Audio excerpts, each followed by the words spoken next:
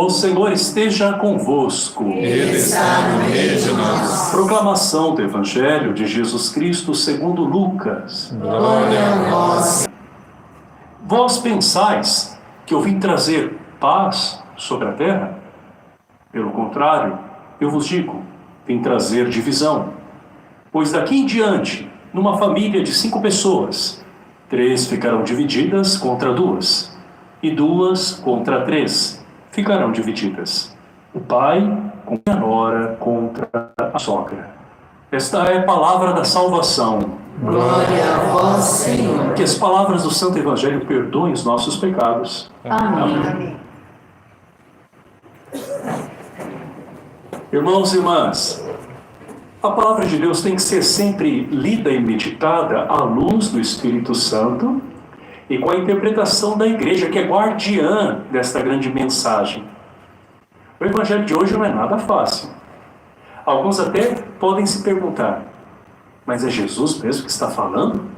Parece tão diferente de toda a mensagem da boa notícia dele. Jesus hoje fala sobre fogo, batismo e divisão.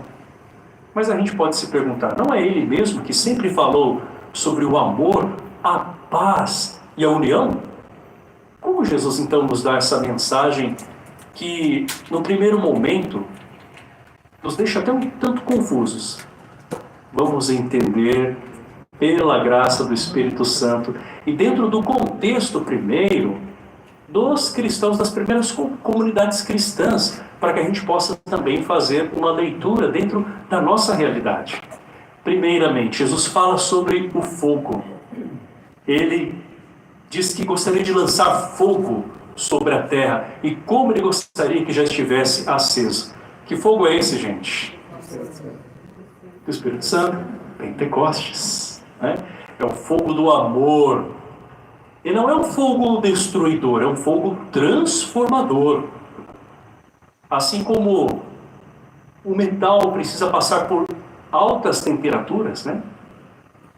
Com o fogo, para ser... Então o fogo tem esta capacidade de transformação. O fogo do Espírito Santo quer de fato nos purificar, quer nos moldar à semelhança de Cristo. Por isso que o Senhor quer lançar esse fogo sobre a terra. É um novo Pentecostes que acontece na igreja em cada tempo. Jesus ainda tal, assim como ele já havia nos falado em outro evangelho, o seu batismo de sangue, que é justamente a entrega total dele na cruz. E ele diz, como eu estou ansioso por receber esse batismo, porque o amor dele é tão grande, tão apaixonado, que Jesus, ele anseia por entregar a sua vida. Mesmo que na hora da angústia, no momento em que ele está orando ao Pai no Getsêmani, ele chega até mesmo a pedir que o Pai afaste dele isso que é tão difícil, né? Que é justamente essa experiência da morte. Mas, ao final, Jesus mostra que o seu amor triunfa. Por isso que ele, então, fala que deseja, sim, esse batismo, que é a sua entrega. O Senhor nos chama a sermos impulsionados pelo fogo. Porque fogo é movimento, né? Não tem como você segurar o fogo, né? Não tem como parar o fogo. É uma chama que crepita e ela dança. Até bonito. Você já observou, né, uma fogueira, digamos, né, de um santo junino, ou a chama de uma pequena vela? É realmente uma verdadeira dança, né? Então, o fogo é movimento. E a igreja tem que estar em movimento, um movimento de amor. E é isso que as missões trazem, esse movimento de ir em direção às pessoas. Porque se Deus veio até nós, né, se deslocando do céu, vindo à nossa realidade, quanto mais nós devemos também visitar as realidades das pessoas, encontrando Deus ali e levando a sua mensagem também.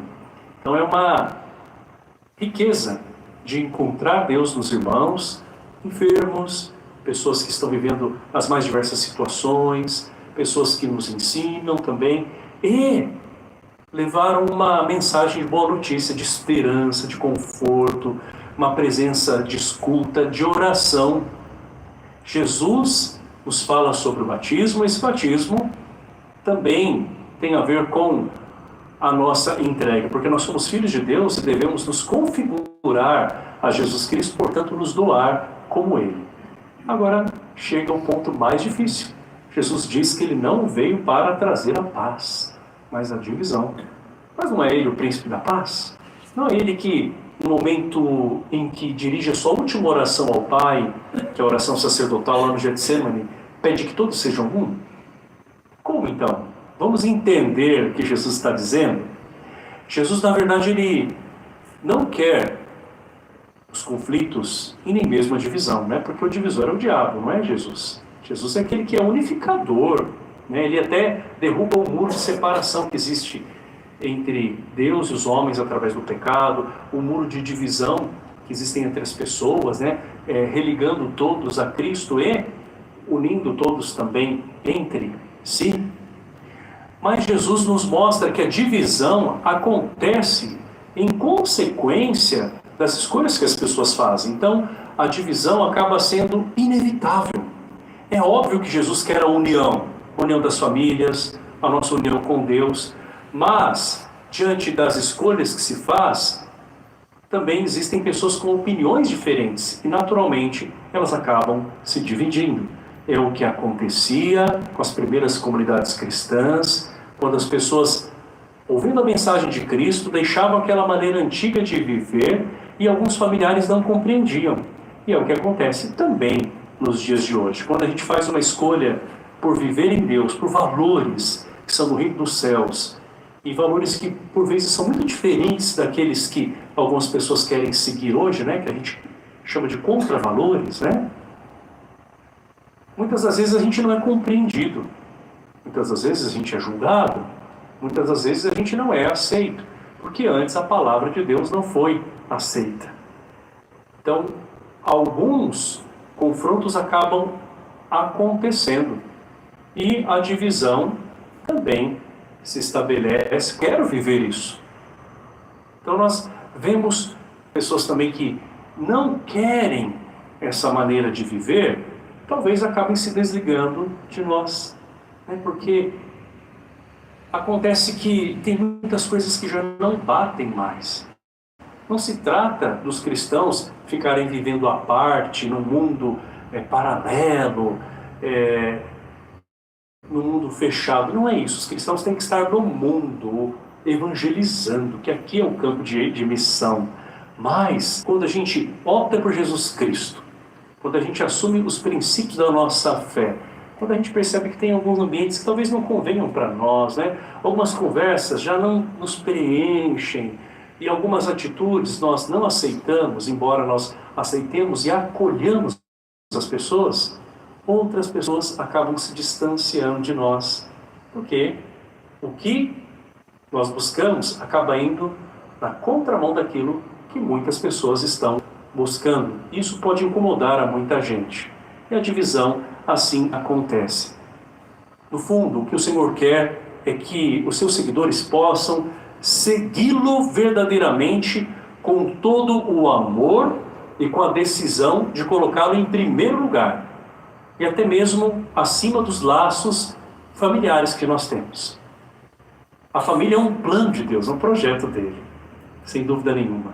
Mas quando há membros da família que têm uma opção, né, por uma dimensão, por uma direção, melhor dizendo, contrária àquela da fé, nós não podemos nos omitir, nós não podemos abrir mão da nossa fé. Por isso que o Senhor nos pede uma vida autêntica, custe o que custar. Queremos ser, sim, promotores da paz e da unidade, mas nós não abriremos mão daquilo que é tão caro para nós, que é justamente o reino dos céus, que é o maior tesouro. Que toda esta palavra nos leve a viver de forma mais legítima a nossa fé, pelo fogo do Espírito Santo que nos movimenta, nos abrasa, que é calor, que é amor, pelo batismo, por meio do qual nós nos tornamos filhos de Deus, do Pai, do Filho e do Espírito Santo, nesse amor imenso de Jesus Cristo que nos acolhe no seio da Santíssima Trindade e por uma vida que priorize o Senhor e o seu reino. Assim seja. Louvado seja o nosso Senhor Jesus Cristo. Para sempre seja louvado. Vamos ficar em pé e nesse momento apresentar